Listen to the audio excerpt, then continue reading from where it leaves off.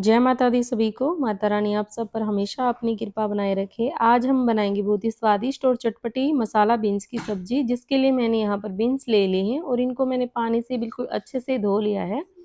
अब इनके आगे और पीछे वाले हिस्से को हम हाथ से तोड़ लेंगे। आप चाहें तो इनको चाकू से भी काट सकते हैं इस तरह से, लेकिन मैं इनको हाथ से ही तोड़ूंगी। और कई जगह पर इसको अलग अलग नामों से जाना जाता है। कई जगह इसको बरबट्टी बोलते हैं, कई जगह इसको सेम की फली बोलते हैं और इसको लोबिया भी बोलते हैं। तो इसके बहुत सारे नाम हैं। हमारे यहाँ पर तो इसको हरे बीन्स ही बोलते हैं। और ये देखिए, मैंने इसके आगे और पीछे वाले हिस्से को तोड़ लिया है। अब इसको हम बीच में से तोड़कर 2-3 भागों में कर लेंगे। इस तरह से ये आसानी से टूट जाता है। चाकू से काटने की भी ज़रूरत नहीं है, इसको हम ऐसे ही तोड़ लेंगे। और यदि आप इनको चाकू से काटना चाहते हैं तो चाकू से भी ये जल्दी कट जाती हैं और उससे काटने में आसानी भी रहेगी, क्योंकि काम हमारा जल्दी हो जाएगा। इस तरीके से हमें सारी बीन्स को छोटे टुकड़ों में कर लेना है। और इसकी सब्ज़ी बहुत ही स्वादिष्ट और पौष्टिक बनती है और गुणों से भरपूर होती है। और बच्चों के लिए तो ये बहुत ही सेहतमंद होती है, इसलिए इस सब्ज़ी को आप ज़रूर बनाकर देखिएगा एक बार मेरे तरीके से। अब हम बीन्स को मिट्टी की हांडी में डाल देंगे। सारी बीन्स मैंने यहाँ पर मिट्टी की हांडी में डाल दी है और पानी डाल देंगे और ढककर इसको चूल्हे पर उबलने के लिए रख देंगे कुछ देर के लिए, 10 से 15 मिनट के लिए। ये जल्दी ही गल जाती है। और जब तक बीन्स उबलेगी तब तक हम और तैयारी कर लेते हैं। यहाँ पर सिलबट्टे पर कुछ मसाले पीस लेंगे, जिसमें मैंने लिया है टमाटर, साबुत हरी मिर्च और लहसुन की कलियाँ। इनको मैं सिलबट्टे पर पीस लूँगी। टमाटर को हम यहाँ पर काट लेंगे। आप चाहें तो इन सारी चीज़ों को मिक्सी के जार में भी पीस सकते हैं। टमाटर को मैंने यहाँ पर पहले ही छील लिया था, इसका छिलका हटा लिया था, क्योंकि टमाटर को पीसते हुए सिलबट्टे पर आसानी हो जाती है छिलका हटाने से, इसलिए मैं टमाटर को छील के पीस लेती हूँ। यदि आप मिक्सी के जार में पीस रही हैं तो इसको छिलके समेत भी पीस सकते हैं, क्योंकि उसमें ये जल्दी से आसानी से पीस जाता है। और ये देखिए, इस तरीके से मैंने टमाटर को बिल्कुल बारीक पीस के तैयार कर लिया है। अब इसको हम एक बर्तन में निकाल लेंगे। टमाटर को आप कद्दूकस भी कर सकते हैं। और तब तक हमारी बीन्स भी अच्छे से उबल चुकी हैं। ये देखिए, मैं आपको एक बार चेक करके दिखाती हूँ। देख लीजिएगा, बिल्कुल ये अच्छे से पक चुकी हैं। अब इनको हम चूल्हे से नीचे उतार लेंगे। इस तरीके से हम बीन्स को पानी से अलग कर लेंगे और एक अलग बर्तन में रखते जाएंगे। ये देखिए, मैंने सारी बीन्स पानी से निकाल ली हैं। अब हम तवे पर कुछ मसाले भून लेंगे, जिसमें मैंने लिए है 2 चम्मच कच्ची मूंगफली, 1 साबुत लाल मिर्च, 1 चम्मच हम जीरा डाल देंगे और 1 चम्मच हम साबुत धनिया डालेंगे। सारे मसालों को हमें यहाँ पर अच्छे से भून लेना है। मसालों को हमें तब तक भून लेना है जब तक कि मसालों का सुनहरा रंग न हो जाए और मसालों से अच्छी खुशबू न आने लगे, तब तक इनको हमें भून लेना है। 1 चम्मच मैंने यहाँ पर तिल भी ले लिए हैं, तिल मैंने बाद में डाले हैं। इनको भी हमें अच्छे से भून लेना है। सारे मसालों के साथ ही मैं तिल को भी भून लूंगी। यहाँ पर मैंने सफ़ेद वाले तिल लिए हैं और ये देखिए, सारे मसाले अच्छे से भून चुके हैं, मसाले चटकने लगे हैं। तो अब इनको हम एक बर्तन में निकाल लेंगे।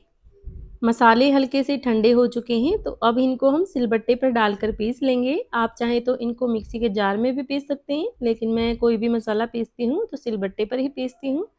इस तरीके से हम सारे मसाले को बिल्कुल दरदरा सिलबट्टे पर पीस लेंगे। और यदि आप मूंगफली नहीं खाते हैं तो यहाँ पर मूंगफली को आप हटा भी सकते हैं, लेकिन इस सब्जी का जो टेस्ट है वो मूंगफली डालने से बहुत ही अच्छा आता है और ये हेल्दी सब्जी बन जाती है। इसलिए मैं जब भी इस सब्जी को बनाती हूँ तो इसके अंदर मैं कच्ची मूंगफली को भून के ज़रूर डालती हूँ। इससे सब्जी बहुत अच्छी बनती है। तो आप सब भी एक बार इसे ज़रूर ट्राई करना। ये इस तरीके से बनाएंगे तो बहुत अच्छी बनेगी। तवे को मैंने चूल्हे पर रख दिया है। अब इसके ऊपर मैं सरसों का तेल डाल दूंगी। आप चाहें तो इस सब्जी को कढ़ाई में भी बना सकते हैं। तेल गरम हो चुका है। 1 चम्मच मैंने इसके अंदर जीरा डाल दिया है। एक बारीक कटा हुआ प्याज डालेंगे और सुनहरा रंग आने तक प्याज को भून लेंगे। 2 से 3 मिनट के लिए मैं यहाँ पर प्याज को भून लूँगी। सिल पर पिसे हुए टमाटर, हरी मिर्च, लहसुन वाले पेस्ट को डाल देंगे। इसके साथ ही कुछ मसाले डालेंगे। 1 चम्मच हल्दी पाउडर डालेंगे। स्वाद के अनुसार नमक डाल देंगे। आधा छोटा चम्मच हम अमचूर पाउडर डालेंगे, जिससे सब्जी बहुत टेस्टी बनेगी। सारे मसालों को हमें यहाँ पर अच्छे से मिला लेना है और 2 से 3 मिनट के लिए पका लेना है, ताकि इनका जो भी कच्चापन है वो अच्छे से निकल जाए। और ये देखिए, मसाले हमने सारे अच्छे से मिला लिए हैं। मसालों ने अच्छे से तेल छोड़ दिया है। अब इसके अंदर हम उबली हुई सेम की फली डालेंगे, बीन्स डाल देंगे और सारी सब्जी को एक बार अच्छे से मिला लेंगे। सब्जी को मैं यहाँ पर बिल्कुल अच्छे से मिला लूँगी। सारी सब्जी मैंने अच्छे से मिला के तैयार कर ली है। अब इसके अंदर हम कुछ सूखे मसाले डालेंगे, कच्ची मूँगफली और जो हमने खड़े मसाले भून के और जो सिलबट्टे पर पीस के रखे थे, वो मसाले मैंने यहाँ पर डाल दिए हैं।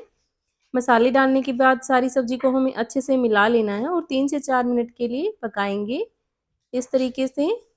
क्योंकि सब्जी जो हमारी पहले से ही पकी हुई है, मसाले भी हमारे सारे पहले से ही भुने हुए हैं, तो सब्जी को हम यहाँ पर बस 3 से 4 मिनट के लिए ही पकाएंगे।